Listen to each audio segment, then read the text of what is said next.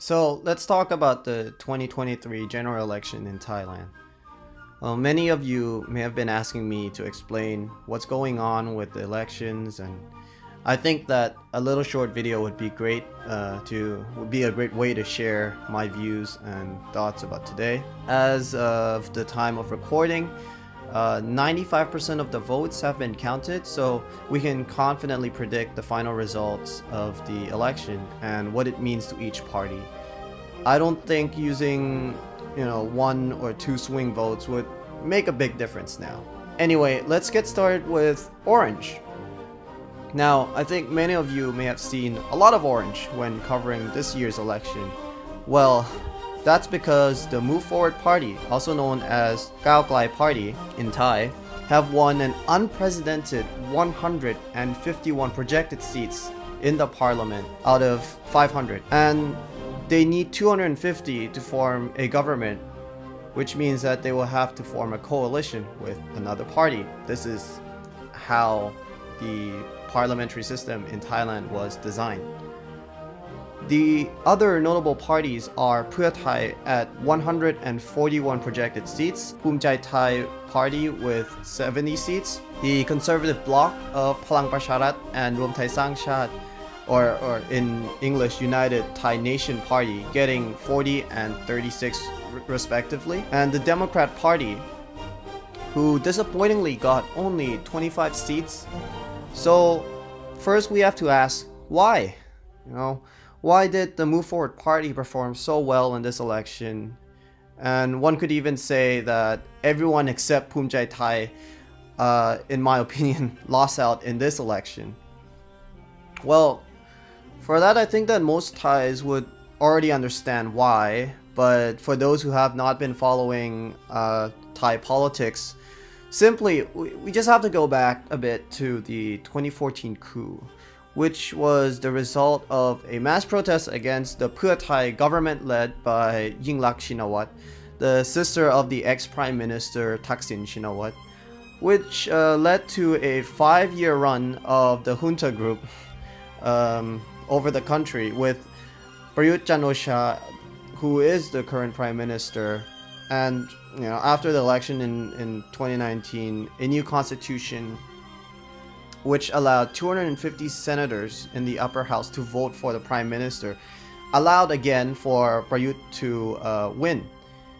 And Prayut at that time ran on the platform of the Palang Pracharat Party. He was not officially a part of the party, but the party backed him as the Prime Minister candidate, since there was a change in the constitution or the parliamentary system that allowed for non-member of parliaments to run as Prime Minister.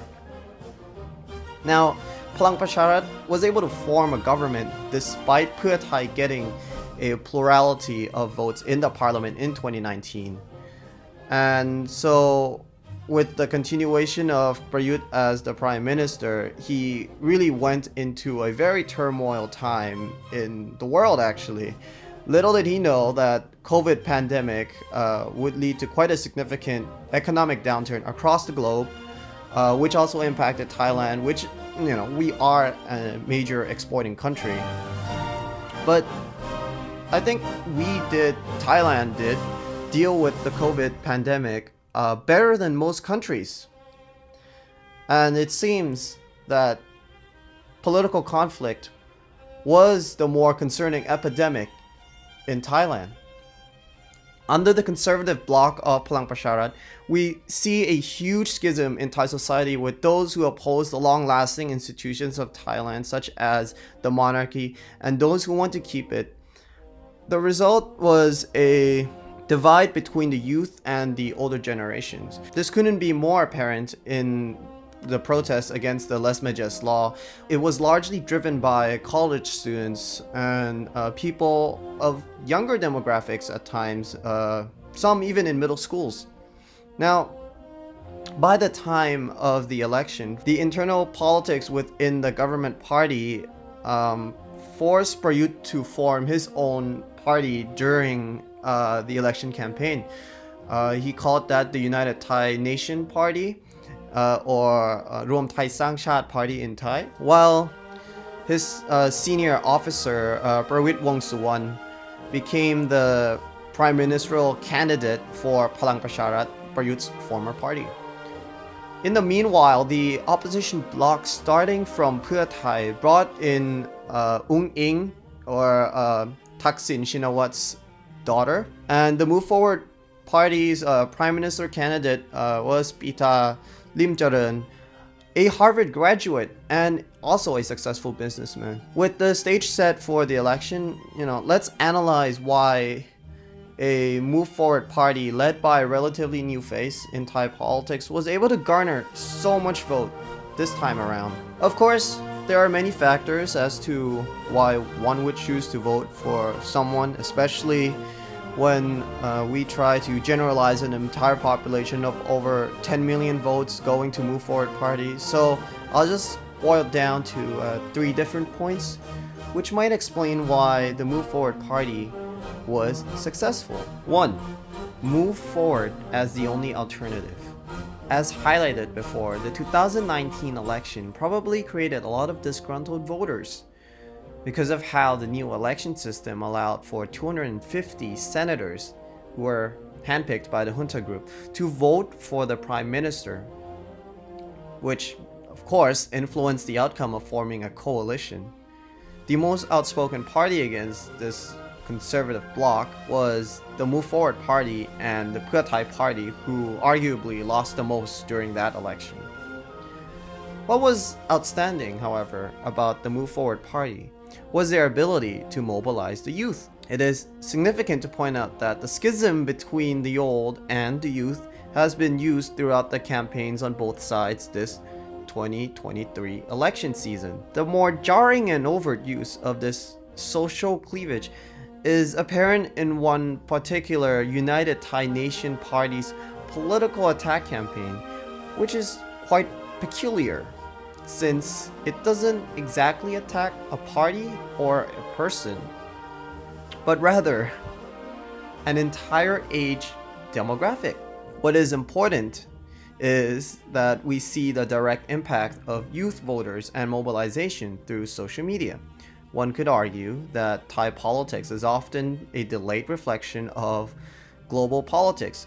So this is probably the first time social media has ever been used extensively throughout an election cycle. Further commentary from me would be that while some conservative friends are comparing this to the 2016 Donald Trump election, where an orange candidate, which was not expected to win this much or to win at all, was able to succeed through social media campaigning. I beg to differ. I think that the unprecedented result of tonight's election was because of the ability to mobilize the youth against the establishment, caused by the incumbent government's failure to successfully act upon social and economic issues facing Thailand recently. Another group seeking an alternative to the conservative government were from the more urban and suburban areas of the country. We can see that not only in the Bangkok metropolitan area, but Phuket, Chiang Mai, Rayong, and Trat, which are all big cities in Thailand, with the latter two being an industrial district of Thailand, might also suggest that people in these urbanized and industrial areas are often the ones most affected by the government's inability to address either their civil rights or their economic needs. And the Move Forward Party offered a better alternative for them than the old establishment, which could also include Pheu Thai. This brings me to the second point. 2. The Pheu Thai Party's inability to capitalize on the implosion of the conservative bloc. While Pheu Thai gained a projected 3 seats since the last election, it has really lost out to the Move Forward Party in the race to win the seats in the metropolitan areas formerly held by the imploded conservative bloc. The 33 seats in Bangkok were nearly swept by the Move Forward Party, with only one Pheu Thai constituency remaining. Nonetheless, Pheu Thai was able to retain most of its northeastern constituencies and the second largest party list seats at 29, following behind Move Forward's 38. We really have to assess why they were not able to earn more. especially in their home turf of the north and the contestable metropolitan areas of Bangkok. While Pheu Thai's new faces have only been around politics for less than a year, we see that they are quite disconnected from the suburban voters of Thailand. Perhaps it is their prime minister candidates, one being related to the two self-exiled prime ministers, and the other known for being a multimillionaire, wasn't really a wow factor which could swing their left-leaning demographic from voting for Pita. Or perhaps their policies are more favored by rural farming constituencies rather than the more industrious suburban areas of Bangkok. In the end, Pheu Thai may have been satisfied with the results and is looking to form a coalition with the Move Forward Party. Or, on the contrary, Pheu Thai are dissatisfied by the more progressive Move Forward Party gaining a plurality of votes, that Pheu Thai would rather form their own government with another more conservative bloc that remains to be seen. 3. The splitting of the conservative bloc and their implosion. This point is more of a question of whether the conservative bloc splitting hindered the result of their election campaign. But mathematically, while there were definitely some rural constituencies which would have had a different result when combining votes from both United Thai Nation Party and Palang Pracharat Party, the mostly landslide victory by the Move Forward Party in the Bangkok metropolitan area had not been a result of the conservative bloc splitting. Thus, one could speculate that the once united Palang Pracharat appealed to the conservative voters for their ability to lead a stable government. However, the political drama behind the scenes may have led many to lose faith in this bloc, which contributed to vote splitting between the two Generals Party and the Democratic Party, which of course gave pluralism to either Pheu Thai or Move Forward Party in some constituencies, with the exception of the southern region of Thailand. With the Move Forward Party reforming its anti-monarchist policies to be more moderate, one could even argue that some conservative voters who yearn for a more active government would vote for the Move Forward Party, especially those within urban areas. Interior Bangkok is definitely a very interesting geographic area to talk about the changes in the voting behavior this election, because generally this area is often populated by those involved with the military or the conservative demographic in general. Yet, this time around, the Move Forward Party had won all of the interior Bangkok's seat as projected currently.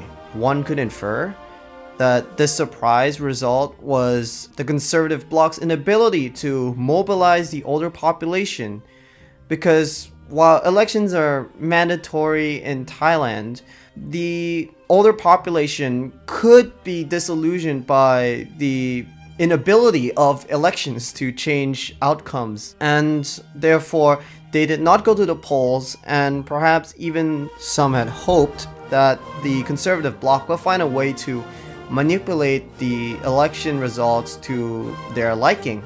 But all this is just speculation at this point. The next question one would ask is, what's next? How can the parties form a coalition that would lead a government now? It is quite straightforward sometimes, but with the result of the current elections, this could be more complicated than one would initially think. If we were to divide up each party into blocks, one could argue that the left-leaning bloc would be Pheu Thai and the Move Forward Party, while the moderates would likely be Phum Chai Thai, the Democrat Party, Chat Thai Patana, and Pracha Chat Party. Also, it is important to note that when I mean moderate parties, they are often characterized in Thailand as the parties that want to join the government, meaning that they are more interested in being a part of a government than being the opposition. And finally, the right-wing bloc of Thai politics today would definitely be the United Thai Nation Party and the Palang Pracharat Party. Now that the Move Forward Party and the Pheu Thai Party have the upper hand, they could team up to form a coalition and invite the more moderate parties to join. They would have had a coalition that could counter the scenario in which they do not gain a single vote from the upper house senators. This hypothetical coalition, let's call it Coalition 1, would easily form a government with a predicted 423 seats against the right-wing bloc with 77 seats. However, this means that the two biggest parties will have to get the votes of their other coalition parties like, say, Phum Chai Thai, in order to get the prime ministership from their own party. Since Pheu Thai and Move Forward Party is projected to have a difference of 10 seats between them, any other smaller party might even make a big difference in choosing a prime minister within our hypothetical Coalition 1. Meaning that even though the Move Forward Party has a plurality of seats in the parliament, they might not be able to get Pita as the prime minister, which may hinder their youthful progressive movement. In order to deal with this, I would suggest Coalition 2, which sees Move Forward Party in coalition with all other moderate parties against Pheu Thai and the right-wing bloc, giving them a projected 275 seats against 225 opposition. This would definitely increase the chances of the Move Forward Party getting Pita as prime minister. However, this is a very risky move because the opposition bloc will most likely have the backing of the Senates, and if Pheu Thai perhaps strikes a deal with the right-wing bloc and allows for a right-wing prime minister, the Move Forward bloc could lose out in the race for prime minister and lose the confidence of the moderate parties, hence losing out the ability to form a government. A third form of coalition could see the breaking of parliamentary conventions by allowing the Pheu Thai party to form a coalition with all the moderate parties plus Palang Pracharat. Since even though Pheu Thai had made clear that they will not form a coalition with Prayut and the United Thai Nation Party, they have not been as critical about forming a coalition with the other general, Prawit, and his Palang Pracharat party. Thus, we could see a coalition led by Pheu Thai projected at 306 seats against the opposition bloc, ironically made up of the Move Forward Party and the United Thai Nation Party at around 194 seats. With the support of a few senators loyal to Prawit, the Coalition 3 might be able to form a government, and depending on how they strike their deals, we could see a prime minister from either Pheu Thai, Phum Chai Thai, or even Palang Pracharat. However, at the time of recording, Pheu Thai have publicly announced that they will allow Move Forward Party to lead the formation of coalition, though it is yet to be seen if Move Forward is successful at that. Of course, breaking the parliamentary conventions in Thailand is not something new, and is not something rare either. Therefore, all three of these scenarios are something to be considered. However, I'm more inclined to believe in the Coalition 2 as the best option for Thailand, because the Move Forward Party would have the ability to pass policies without problems of making major concessions and compromises due to having a similar sized party in their coalition. Well, I guess this goes to show how fast things can change in the world of politics. As I was recording, I just learned of the news that the Move Forward Party is ready to go into a coalition with the Pheu Thai Party, which will give them a majority of 308 members of parliament in the lower house. The result of the 2023 general election in Thailand was not an unexpected one, but unprecedented in the degree at which the Move Forward Party has won. Many might look to this election as a sign for a better future, and some may look at it as just another time the old establishment had to retreat, but eventually, in Thailand, the empire always strikes back. Many have told me before that it is almost impossible to predict what is to happen with societies. There are just too many variables, some say. So take my predictions and speculation with a grain of salt.